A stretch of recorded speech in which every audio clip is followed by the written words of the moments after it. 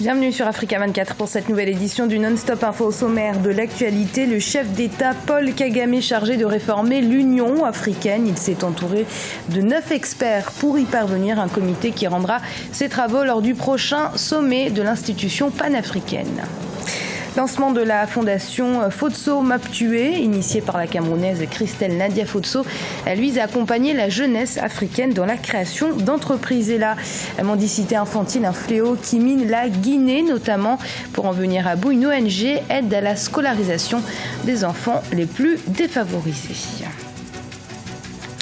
La baisse progressive du baril de pétrole a provoqué la réduction des recettes pétrolières, mettant le Tchad dans une situation indélicate. Pour combler le déficit, le pouvoir a été contraint de prendre des mesures d'austérité.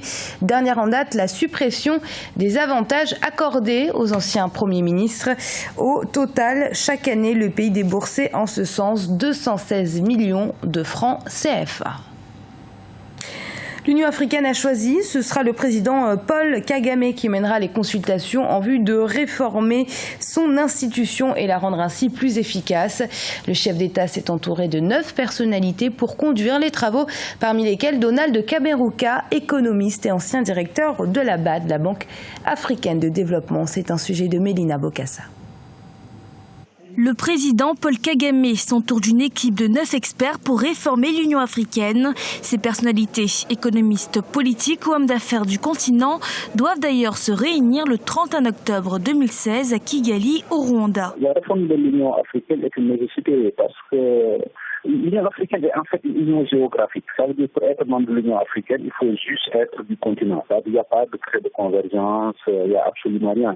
Et je pense que pour que l'Union africaine soit beaucoup plus efficace, il faut que les gens se penchent sur un certain nombre de règles. Et à mon avis, la première chose qu'il faut imposer, il faut que l'Union cesse d'être une union géographique. On fixe un certain nombre de critères. Lors du 27e sommet de l'Union africaine qui s'est tenu à Kigali en juin 2016, le président Paul Kagame a été chargé par ses pairs de présider le processus de réforme de l'organisation continentale.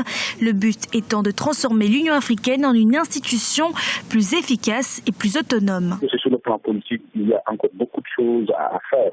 La plupart du temps, quand il y a des crises sur le continent, on voit que l'Union africaine est à la traîne. Il faut que les Africains disent que nous sommes des acteurs de relations internationales. Nous n'acceptons plus d'être des sujets de relations internationales. Le chef d'État rwandais et ses experts devront remettre leurs conclusions en janvier de l'année 2017 lors du 28e sommet de l'Union africaine. Ce sommet qui s'annonce par ailleurs comme une rencontre décisive pour refonder l'institution panafricaine. Le président camerounais Paul Biya avait promis l'ouverture d'une enquête approfondie pour déterminer les causes précises de l'accident ferroviaire du 21 octobre qui a coûté la vie à près de 80 personnes. C'est chose faite. Le chef d'État a signé un décret portant création d'une commission d'enquête. Elle sera présidée par le Premier ministre. Elle devrait rendre son rapport dans les 30 jours. L'enquête sur le terrain, quant à elle, continue. Le conducteur du train a déjà été entendu. Le privé, un secteur porteur dont ne peut pas se passer le continent. Il en a besoin pour créer de l'emploi, attirer des investisseurs et impulser des économies compétitives. C'est pour accompagner ces acteurs du privé, les jeunes entrepreneurs africains, que la fondation camerounaise Fotso Maptué a été créée. Initiée par Christelle Nadia Fotso, son premier gala de charité aura lieu ce 29 octobre. Ce sera à Paris, la capitale française. C'est un sujet de Corinne Camden.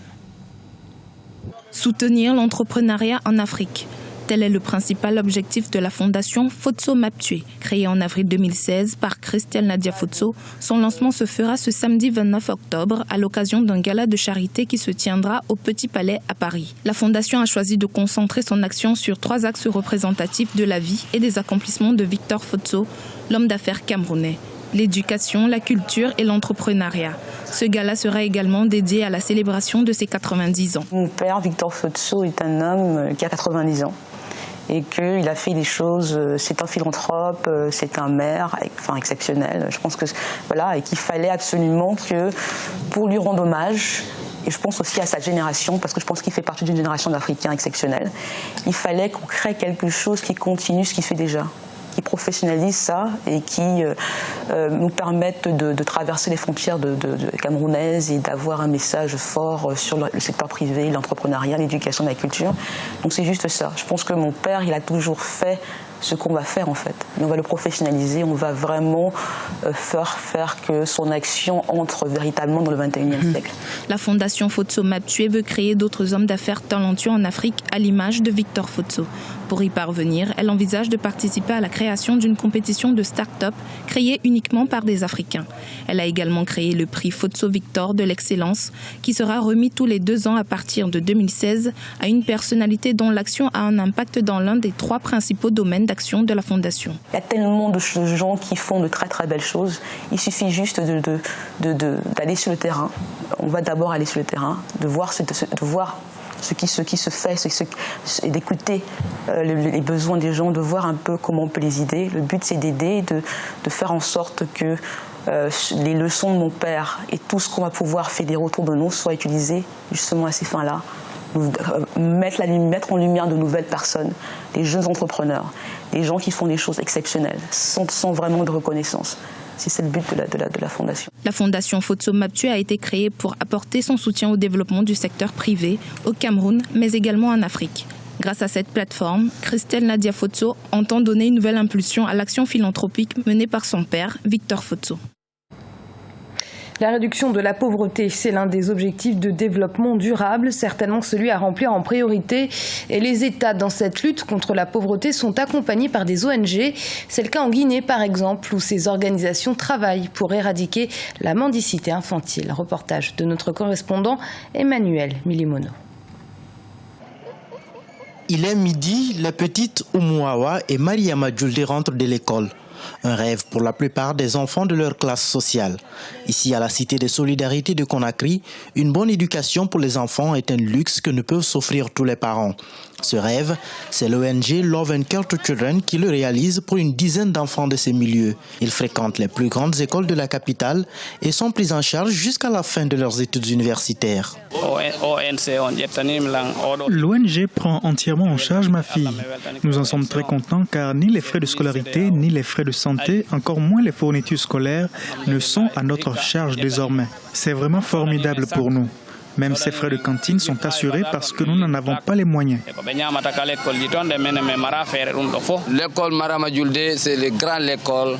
L'école Mariama Djoulde est une école qui en principe n'est pas à notre portée, tant la scolarité est trop élevée, mais grâce à cette ONG, mes enfants vont dans cette école qui est pour moi l'une des meilleures en Guinée. Le nom de l'école c'est Sainte-Marie. Vraiment, ça c'est beau l'école. Ces enfants accompagnaient leurs parents qui mendiaient dans la ville de Conakry, ce qui hypothèque sérieusement leur avenir, notamment leur scolarité, et les exposer à toutes sortes de dangers. Et c'est pour mieux permettre aux parents de continuer à avoir des revenus que Love and Care to Children met des crédits à leur disposition.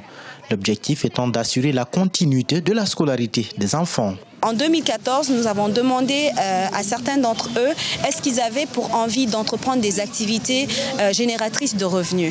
Donc pour le cas du père de Mariama Djoulde, il nous a parlé d'un commerce de moto-taxi qu'il aimerait lancer.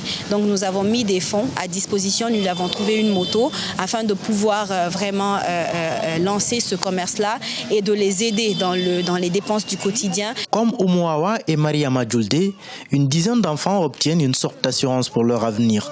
Un avenir quasiment incertain pour la plupart des enfants de ces milieux.